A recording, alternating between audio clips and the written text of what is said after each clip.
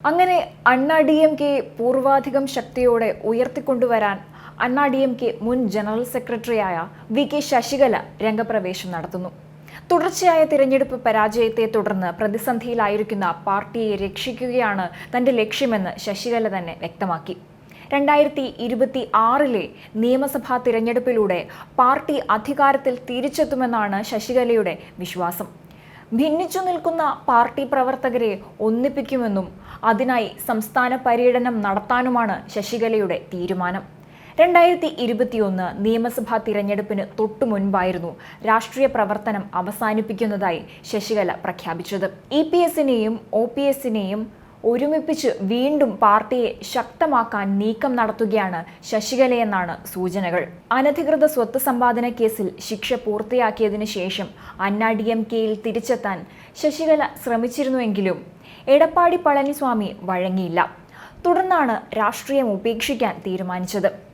ശശികലയ്ക്കും ദിനകരനും പിന്നാലെ പനീർശെൽവത്തെ കൂടി പളനിസ്വാമി പക്ഷം പാർട്ടിയിൽ നിന്ന് പുറത്താക്കി. തുടർന്ന് ഇപ്പോൾ നടന്ന ലോക്സഭാ തിരഞ്ഞെടുപ്പിൽ 7 മണ്ഡലങ്ങളിൽ കെട്ടിവെച്ച തുക പോലും നഷ്ടമാകുന്ന വിധത്തിൽ അണ്ണാ DMK പരാജയപ്പെട്ടു. ഇതോടെയാണ് ശശികല തിരിച്ചുവരവിന് നീക്കം തുടങ്ങിയത്. അതേസമയം ശശികലയ്ക്ക് പിന്നിൽ BJP ആണ് എന്ന സംശയവും ഉയരുന്നുണ്ട്. പനീർശെൽവവും എല്ലാവരും ഒന്നിക്കണമെന്ന ആവശ്യം ഉന്നയിച്ചിട്ടുണ്ട്. മുൻ MP KC പളനിസ്വാമിയുടെ നേതൃത്വത്തിൽ രൂപവൽക്കരിച്ച ഏകോപന സമിതി പനീർശെൽവം പക്ഷത്തിനും പളനിസ്വാമി പക്ഷത്തിനും ഐക്യത്തിന് ആഹ്വാനം ചെയ്ത് കത്തു നൽകിയിട്ടുണ്ട്. എന്നാൽ ശശികലയെയും പനീർശെൽവത്തെയും ഒരിക്കലും തിരിച്ചെടുക്കില്ലെന്ന നിലപാടിലാണ് പളനിസ്വാമി പക്ഷം ഇപ്പോഴും. ലോക്സഭാ തിരഞ്ഞെടുപ്പിലെ കനത്ത തോൽവിയുടെ പശ്ചാത്തലത്തിൽ അണ്ണാ DMK-യിൽ ഐക്യം പുനഃസ്ഥാപിക്കാൻ ഏകോപന സമിതി ശ്രമം ശക്തമാക്കിയിരിക്കുകയാണ്. ഇതിന്റെ ഭാഗമായാണ് അണ്ണാ DMK ജനറൽ സെക്രട്ടറിയായ എടപ്പാടി പളനിസ്വാമിക്കും പാർട്ടിയിൽ നിന്ന് പുറത്താക്കപ്പെട്ട മുൻ നേതാക്കളായ പനീർശെൽവം, VK ശശികല, TTV ദിനകരൻ എന്നിവർക്കും സമിതി കത്തയച്ചത്.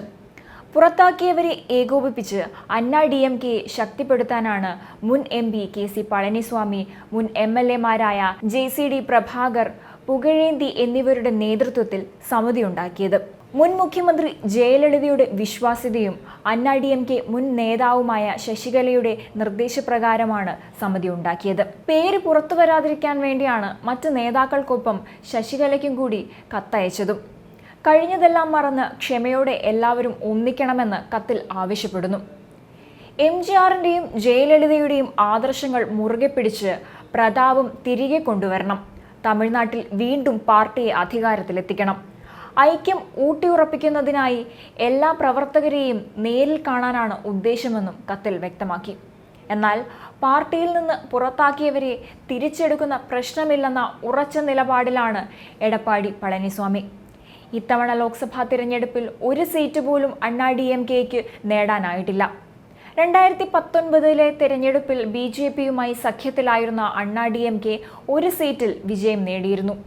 പ്രതിപക്ഷ നേതാവ് എന്ന നിലയിൽ എടപ്പാടി പളനിസ്വാമി ശരിയായ ചോദ്യങ്ങൾ ചോദിക്കാത്തപ്പോൾ പ്രതിപക്ഷ പാർട്ടി എന്ന നിലയിൽ സർക്കാരിനെ ചോദ്യം ചെയ്യുമെന്നും അവർ തറപ്പിച്ചു പറഞ്ഞു. പ്രതിപക്ഷ പാർട്ടി എന്ന നിലയിൽ സർക്കാരിനെ ചോദ്യം ചെയ്യുമെന്നും ശശികല തറപ്പിച്ചു പറഞ്ഞു. എടപ്പാടി പളനിസ്വാമിയുടെ നേതൃത്വത്തിലുള്ള AIADMK-യുടെ നിയന്ത്രണം തിരിച്ചുപിടിക്കാൻ ഏറെ നാളായി നടത്തിയ ശ്രമങ്ങൾ പരാജയപ്പെട്ടതിനെ തുടർന്ന് പോയസ് ഗാർഡനിലെ വീട്ടിൽ അനുകൂലികളുമായി ചർച്ച നടത്തിയതിന് ശേഷമായിരുന്നു ശശികല തിരിച്ചുവരവ് പ്രഖ്യാപിച്ചത്.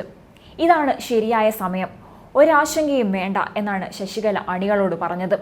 തീർച്ചയായും തമിഴ്നാട്ടിലെ ജനങ്ങൾ തങ്ങളുടെ പക്ഷത്താണെന്നും താൻ വളരെ ശക്തയാണെന്നും AIADMK അവസാനിച്ചുവെന്ന് കരുതാനാകില്ല, കാരണം താൻ വീണ്ടും രാഷ്ട്രീയത്തിലേക്ക് കടക്കുകയാണ് എന്നാണ് ശശികല പറഞ്ഞത്. കേഡർമാരുടെയും ജനങ്ങളുടെയും പിന്തുണയോടെ 2026 നിയമസഭാ തിരഞ്ഞെടുപ്പിൽ വിജയിച്ച് അമ്മയുടെ ഭരണം കൊണ്ടുവരുമെന്നും ശശികല വ്യക്തമാക്കി.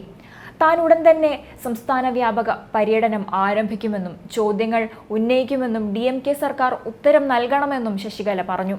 ജാതി രാഷ്ട്രീയം AIADMK-യിൽ നുഴഞ്ഞു കയറിയെന്ന് ആരുടെയും പേരെടുത്തു പറയാതെ ശശികല പറഞ്ഞു. പാർട്ടി സ്ഥാപകൻ MGR-ഉം അന്തരിച്ച ജയലളിതയും വളർത്തിയ പാർട്ടിയിൽ ഇത്തരം ജാതി രാഷ്ട്രീയം കൊണ്ടുവരുന്നത് അവർക്കും പാർട്ടി പ്രവർത്തകർക്കും സഹിക്കില്ല.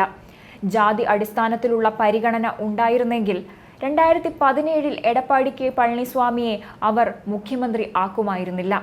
MGRന്റെ കാലം മുതൽ പാർട്ടിക്കൊപ്പം നിന്ന സംസ്ഥാനത്തിന്റെ പടിഞ്ഞാറൻ മേഖലയിലേക്കുള്ള പ്രാതിനിധ്യം പരിഗണിച്ചാണ് അദ്ദേഹത്തെ മുഖ്യമന്ത്രിയാക്കിയത്.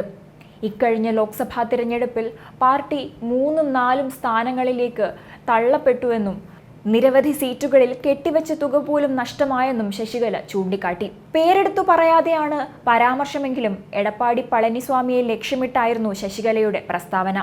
നിലവിലെ സാഹചര്യത്തിൽ വിക്രവണ്ടി ഉപതെരഞ്ഞെടുപ്പ് ബഹിഷ്കരിക്കുന്നത് ശരിയല്ലെന്ന് മാധ്യമപ്രവർത്തകരോട് ഒരു ചോദ്യത്തിന് മറുപടിയായി അവർ പറഞ്ഞു. ജൂലൈ 10 നടക്കുന്ന ഉപതെരഞ്ഞെടുപ്പ് ബഹിഷ്കരിക്കുമെന്ന് AIDMKയും DMKയും അറിയിച്ചിരുന്നു. അനധികൃത സ്വത്ത് സമ്പാദന കേസിൽ അറസ്റ്റിലായ ശശികല 2021 ഫെബ്രുവരിയിലാണ് ജയിൽ മോചിതയായത്. ശശികലയുടെ തിരിച്ചുവരവ് തമിഴ്നാട് രാഷ്ട്രീയത്തിൽ വലിയ ചലനങ്ങൾ ഉണ്ടാക്കുമെന്നായിരുന്നു പലരും കരുതിയത്. എന്നാൽ സജീവ രാഷ്ട്രീയത്തിൽ നിന്ന് പിന്മാറുമെന്ന് പിന്നീട് ശശികല പ്രഖ്യാപിച്ചു. ഇത് കഴിഞ്ഞ് 1 മാസം തികയുന്നതിനു മുൻപ് ശശികല വീണ്ടും രാഷ്ട്രീയത്തിലേക്ക് വരുന്നതായി സൂചന നൽകുകയും ചെയ്തു. അതിനിടയിൽ നടൻ രജനീകാന്തിനെ വീട്ടിലെത്തി സന്ദർശിച്ചതുമൊക്കെ ചർച്ചയായിരുന്നു. എന്തായാലും ശശികലയുടെ ഇപ്പോഴത്തെ രാഷ്ട്രീയ പ്രഖ്യാപനവും തിരിച്ചുവരവും തമിഴ് രാഷ്ട്രീയത്തിൽ പുതിയ മാറ്റങ്ങൾ സൃഷ്ടിക്കുമെന്നാണ് കരുതുന്നത്.